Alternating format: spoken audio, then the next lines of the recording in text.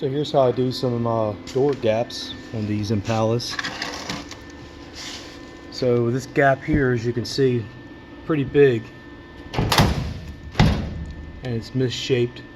This is a new door skin. Door skin looks like it was installed, without a straight edge or anything. So you got some funky gaps here. Just doesn't look right. So now I know this jamb has already been repaired. I already did this quarter panel and this wheel opening. I want to get these gaps on the doors looking just right. So what I do, everybody's got their own style, but what I do is I weld on this side of the door, which lengthens the door, and I use O23 wire, and I just weld on that very edge there. So right on this side here, I just keep layering and layering welds, but you got to keep this sheet metal cool. So there's multiple ways you could do that. You can use air. I use air, or you can use water on a rag to keep this cool so you don't warp your door panel. Or you can use, they have a heat fence, they have a spray, they have a gel. There's multiple ways you could do that. But I do one section at a time. So I did this top section from here to here, and I just kept welding and welding. I actually basically closed the gap, and then I opened the door and I run a hand sander through it.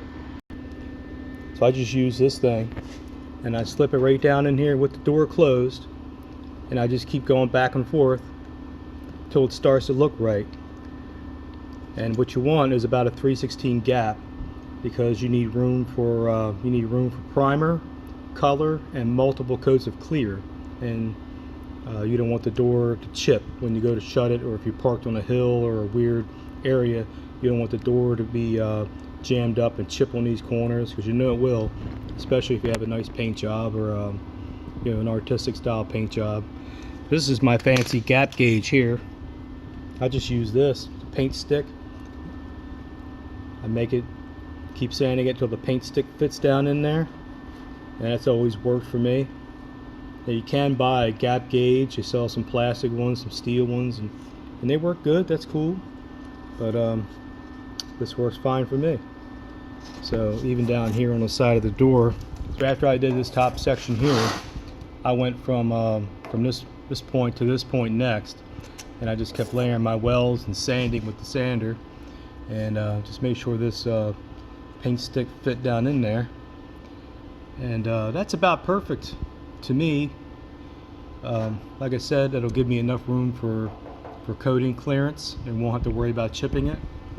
Here I started welding down here. As you can see, this gap's kind of crazy, so I'll just keep adding.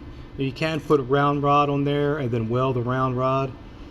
You do it however you like, but my way works good for me. But that there is how you do that there.